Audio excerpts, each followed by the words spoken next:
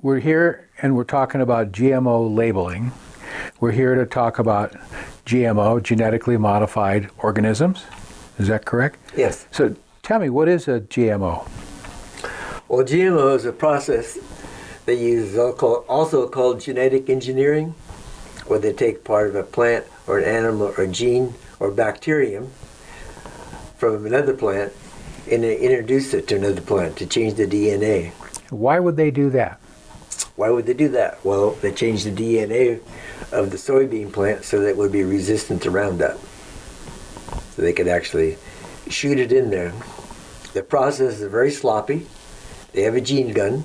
Actually, it's like a little .22, and they shoot little minute particles of gold with different things attached to it. They might have a bacteria attached to it. They might have a petunia plant attached to it, different things.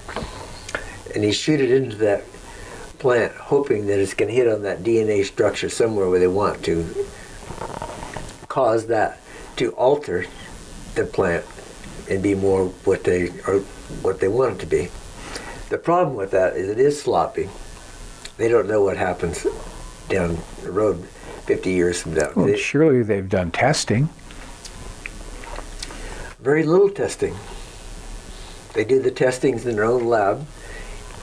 And for example, the U.S. Agriculture Department now allow Monsanto to do their testing and bring it into them, and they approve it. There's no third-party testing. Well, that sounds just a little bit suspicious to me. A little self-serving, would that be? Well, it is a little self-serving, but it's also, if you take a look at we don't have I don't feel we have an agriculture department anymore. I think we have Monsanto and DuPont is the agriculture department. They're running the show. So we're talking about GMO today, and we're talking about petitions. Tell me about petitions. Well, this last year, someone started out to run a petition drive in Arizona, and the first one failed. They couldn't get the support they needed it. Then another man stepped up, and he was going to do that from Tucson. And the same thing kind of happened. And then another man stepped up, and he started doing it. His name is Jared Keene from Tucson. Okay. So, and he didn't get the support he needed either, as far as going to companies and getting $1,000. Say, for example, we needed $1,500 to start printing for our first printing. We didn't have it. So this organization has no backing from any of the big companies. We're the zero grassroots. We started out, in fact, the first check we had to start it off with this was a $100 check to start this printing with in Tucson. So it's very grassroots.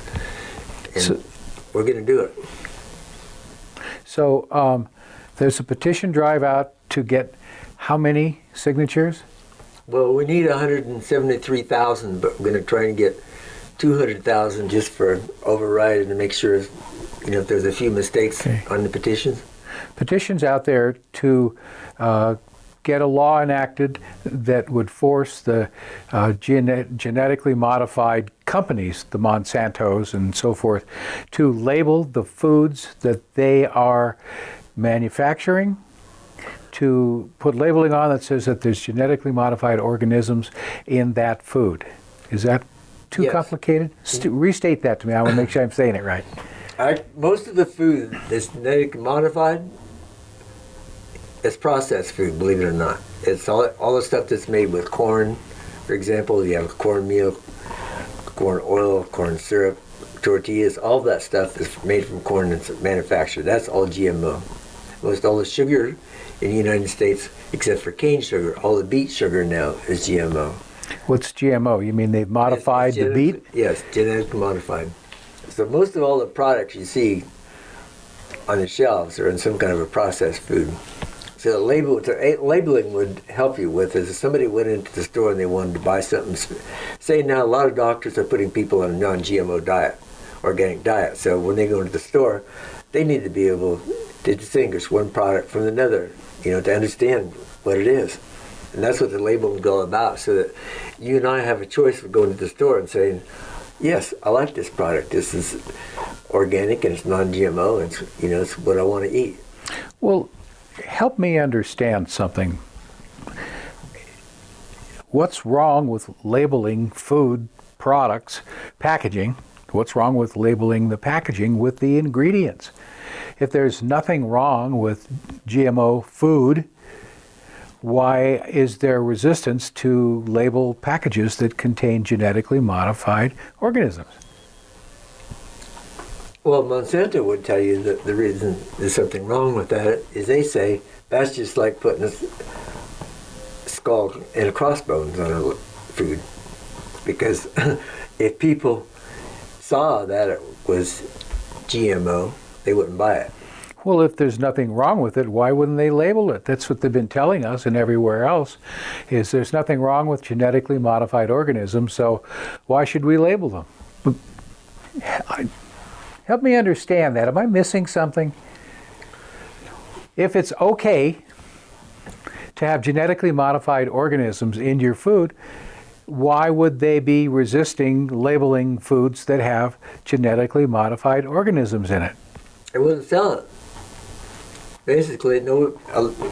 The polls out now say that there's somewhere between 70 and 93% of the people would like to have the food labeled right now.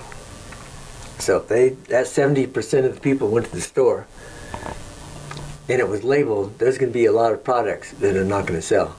Well, if there's nothing wrong with them and they've been enhanced, why not label them? Do you see where I'm going with this? It's like, well, what's the problem? Here's the biggest problem. Here's the biggest problem I have and a lot of the people have with it. The problem is there's no research. Nothing's been done to tell you that the food is safe. So there's a question about the safety of GMO. Yes. And because of the possibility of a safety concern, they don't want to label their foods because it really hasn't been resolved that GMO foods are safe. No, it hasn't. They'll tell you it's resolved, but it hasn't been resolved. So what can we do? What can we do? First thing to do is educate yourself about what's in the store to buy. So when you go to the store, you understand how to shop. And we do have shopping guides to help you out with that. Mm-hmm. Used to be maybe you and I, a few years ago, could shop by brand. That's over with. You can't shop by brand and expect that food to be any good anymore. So you have to find a new way of shopping, and you have to really understand what's in those ingredients. So if you see something you used to buy that you thought was good, and it has corn syrup or something in it, probably that corn syrup is GMO. You don't want it. So let's go back to petitions then, if we can, Merle. You are going to be circulating petitions. You need 173,000 valid signatures to get this on a ballot. Yes. In the state. In the state. In November. No, yeah. In this coming election in November. Yes. Okay. And that language will say what in the ballot? The language in the ballot is really pretty simple. It's just talking about some different food colors, and it's talking about labeling, and it's talking about things like the restaurants are not going to be required to label right now, and it's pretty simple. And we have that ballot online in 2 places for people to read it. You can go on to. And where is that? Where is that? You'll be able to go on to Right to Know site in Tucson. Give us the address. WRIGHT. Yeah, Right to Know Arizona AZ.com. Okay. And on there they can find the bill, they can find a petition. Yeah, they can find the bill on there to read. Are online petitions valid? No, we're not running an online petition. Okay, so they can read the bill on the site, but there'll be people out on the streets in the state of Arizona soliciting signatures to get this initiative on the ballot. Yes. That's where the rubber meets the road. That's right. We have a really good team in Cottonwood right now. We have 7 people down there that got a good start, and they've been collecting for about 10 days. And we started up in Sedona, and we'll be at the Sedona Farmers Market for the next 6 weeks consistently, so people can come there and find us. Also, if you get on our GMO-free site, you can check on there, and if you would like to volunteer, because we do need other volunteers. Mm-hmm. If you get on that site, you also see some of the upcoming events, and we're going to have a training real soon up at the Oak Creek Cafe, north of Sedona. Mm-hmm. Okay, so is this a statewide initiative? Are you a part of a statewide organization that's getting signatures on this?